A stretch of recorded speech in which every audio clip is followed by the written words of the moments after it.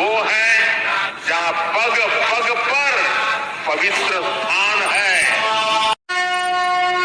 देवों की चौखट से होकर साधु संत अगर मुझे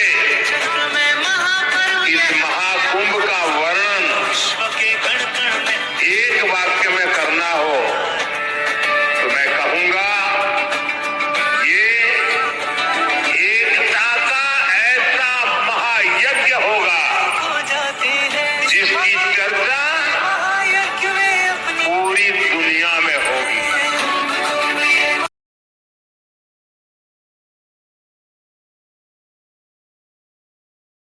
महाकुंभ, जिसे कुंभ मेला भी कहा जाता है, भारतीय धार्मिक संस्कृति का एक अद्वितीय और ऐतिहासिक आयोजन है। यह आयोजन हर 12 साल में एक बार 4 प्रमुख शहरों हरिद्वार, इलाहाबाद, प्रयागराज, उज्जैन और नासिक में आयोजित होता है। महाकुंभ मेला न केवल एक धार्मिक उत्सव है, बल्कि यह भारत की सांस्कृतिक धरोहर और आस्था का प्रतीक भी है। महाकुंभ के आयोजन का उद्देश्य पवित्र नदियों में स्नान करके पापों से मुक्ति प्राप्त करना और आध्यात्मिक उन्नति करना है।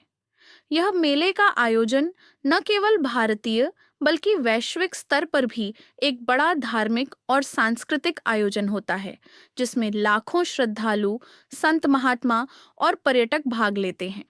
महाकुंभ मेला हिंदू धर्म का सबसे बड़ा धार्मिक और आध्यात्मिक आयोजन है। यह न केवल धार्मिक महत्व रखता है, बल्कि संस्कृति, इतिहास और समाज के संगम का प्रतीक भी है।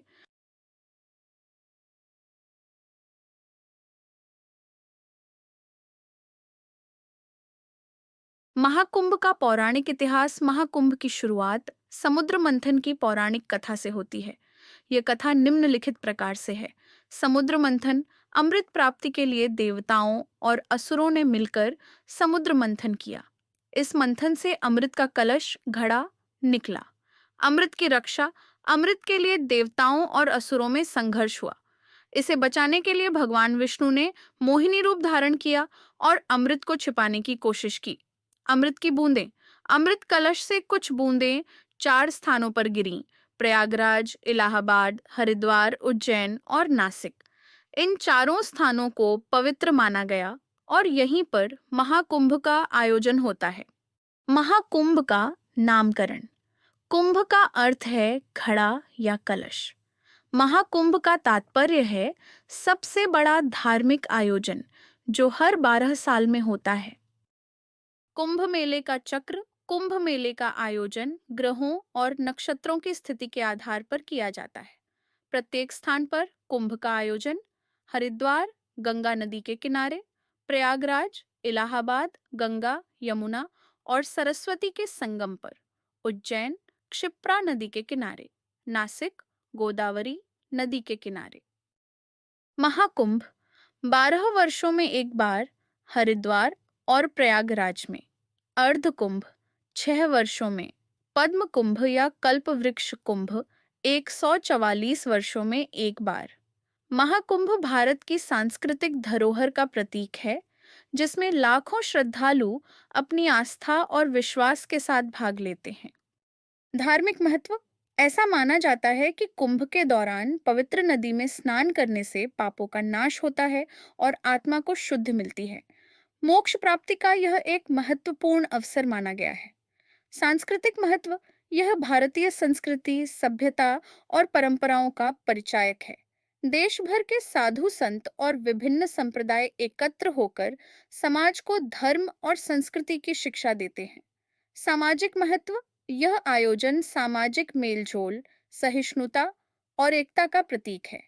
इसमें विभिन्न क्षेत्रों और देशों के लोग आते हैं, जिससे सांस्कृतिक आदान प्रदान होता है। अखाड़ों और साधु संतों की भूमिका। कुंभ मेले में साधु संत और अखाड़े विशेष आकर्षण का केंद्र होते हैं। अखाड़ों का परिचय। अखाड़े हिंदू साधु संतों के समूह हैं जो विभिन्न संप्रदायों का प्रतिनिधित्व करते हैं। प्रमुख अखाड़े: निरंजनी अखाड़ा, जून अखाड़ा, जूना अखाड़ा, महानिर्वाणी अखाड़ा। नागा साधु विशेष प्रकार के साधु जो अपनी कठोर तपस्या और आस्था के लिए प्रसिद्ध हैं। नागा साधु ये नग्न अवस्था में रहते हैं और तपस्या, योग और ध्यान करते हैं। कुंभ मेले में उनका शाही स्नान बहुत प्रसिद्ध है। महाकुंभ के विशेष स्नान दिवस कुंभ मेले में विशेष स्नान तिथियों का निर्धारण ज्योतिषीय गणनाओं के आधार पर किया जाता है। प्रमुख स्नान दिवस मकर संक्रांति, पौष, पूर्णिमा, माघ, अमावस्या, वसंत पंचमी, माघ पूर्णिमा, महाशिवरात्रि। कुंभ मेला और यूनेस्को 2017 में कुंभ मेले को मानवता की अमूर्त सांस्कृतिक विरासत, intangible cultural heritage of humanity के रूप में मान्यता दी गई। कुंभ मेले में शामिल अनुष्ठान स्नान, पवित्र नदी में डुबकी लगाना, ध्यान और योग, साधु संत और श्रद्धालु आत्मचिंतन करते हैं। भजन कीर्तन, मेले में भक्ति संगीत का आयोजन होता है। यज्ञ और हवन, धार्मिक अनुष्ठान और मंत्रोच्चार किए जाते हैं। कुंभ मेले का अंतर्राष्ट्रीय महत्व। कुंभ मेला दुनिया भर में भारत की आध्यात्मिक धरोहर के रूप में प्रसिद्ध है। हजारों विदेशी पर्यटक भारतीय संस्कृति और अध्यात्म को अनुभव करने के लिए इसमें भाग लेते हैं। महाकुंभ और वैज्ञानिक दृष्टिकोण, यह मेला सामाजिक आर्थिक गतिविधियों को बढ़ावा देता है।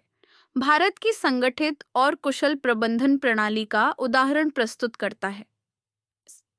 प्राचीन संदर्भ महाकुंभ का उल्लेख प्राचीन ग्रंथों और शास्त्रों में भी मिलता है। ऋग्वेद, यजुर्वेद और अथर्ववेद में स्नान और तपस्या के महत्व का वर्णन है। महाभारत और रामायण में कुंभ स्नान का उल्लेख मिलता है। मध्यकालीन संतों और कवियों ने भी कुंभ के महत्व को अपनी रचनाओं में वर्णित किया है। तो दोस्तों, अगर आपको ये वीडियो पसंद आया तो प्लीज़ लाइक करें, और अगर आपने अब तक सब्सक्राइब नहीं किया तो जल्दी से सब्सक्राइब कर लें। जय महाकाल।